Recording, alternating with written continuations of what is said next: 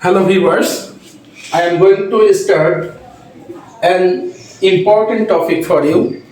So be attentive and listen this class carefully.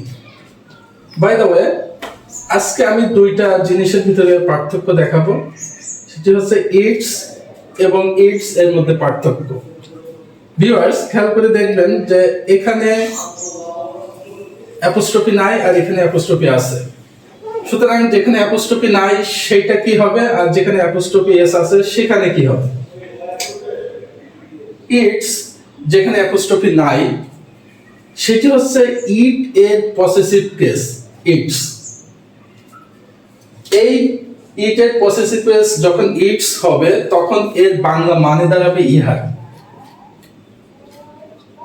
আমরা যদি একটু উদাহরণের দিকে খেয়াল করি তাহলে এটা আরো বেশি স্পষ্ট হবে। যেমন this building has lost its grandeur, এটার উচ্চারণ কি? গ্রান্ডার। যে বিল্ডিংটি তার জাঁকজমকপূর্ণ অবস্থাটি হারিয়ে ফেলছে। তাহলে এই দিস বিল্ডিং এটা যদি আমরা প্রোনাউন হিসেবে ইউজ করি তাহলে আমাদের এটা প্রোনাউন করতে হবে ইট। কি করতে হবে? ইট। এখন এই ইট এর পসেসিভ কেস হচ্ছে ইটস। সুতরাং এটা আমরা লিখতে পারি this building has lost its grandeur, বিল্ডিংটি তার জাঁকজমকপূর্ণ অবস্থা হারিয়েছে।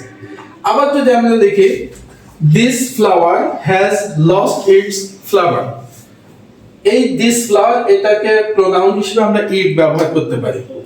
সুতরাং ফুলটি তার সুগন্ধি হারিয়েছে, এই জন্য আমরা ইটস ব্যবহার করছি এখানে। আমরা এখানে যদি ইট অ্যাপোস্ট্রফি এস ইউজ করতাম তাহলে কখনোই সেটি হতো না। কেন হতো না সেটা পরবর্তীতে বোঝা যাবে। এবার আসি ইট অ্যাপোস্ট্রফি এস, এটা দ্বারা সাধারণত কি বোঝায়? এটা দ্বারা দুইটা জিনিস বোঝায়, একটা হচ্ছে ইট ইজ অথবা ইট হ্যাজ। তার মানে এই এস দ্বারা ইজও হতে পারে আবার এই এস দ্বারা হ্যাজও হতে পারে। সেটা কিভাবে বুঝতে হবে? বাক্য দেখে সেটি বুঝতে হবে। কিভাবে? যেমন ইটস এ গার্ডেন, এটি একটি বাগান। তাহলে এটি একটা প্রেজেন্ট ইনডিফিনাইট টেন্সের বাক্য। সুতরাং এখানে হ্যাজ হওয়ার প্রশ্নই আসে না, কারণ হ্যাজ যদি হতো তাহলে পরবর্তীতে ভার্বের V3 বসতো। যেহেতু এখানে V3 নাই, so it is a garden, এটার কি হবে full meaning? It is a garden, মানে এটি একটি বাগান। সুতরাং এই অ্যাপোস্ট্রফি এস দ্বারা ইজ বোঝা যাচ্ছে।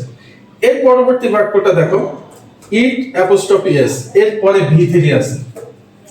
সুতরাং এইটা ইজ তো আর হবে না, ইজ এর পরে V3 সেটা তো প্যাসিভ ভয়েসে চলে যায়, সেটা হবে না। তাহলে এটা ইট এর উপরে অ্যাপোস্ট্রফি এস আছে তারপরে V3 আছে, তার মানে অবশ্যই এটা ইট হ্যাজ হবে। তাহলে it has lost it's sweetness, এটা তার মিষ্টতা হারিয়েছে। তাহলে সর্বশেষ ভিউয়ার্স আমরা বুঝবো ইটস এটি হচ্ছে ইট এর প্রোনাউন, ইট প্রোনাউনের পসেসিভ কেস ইটস, যার উদাহরণ এমন। আর ইট অ্যাপোস্ট্রফি এস এটা দ্বারা আমরা ইট ইজ বুঝবো এবং ইট হ্যাজ বুঝবো।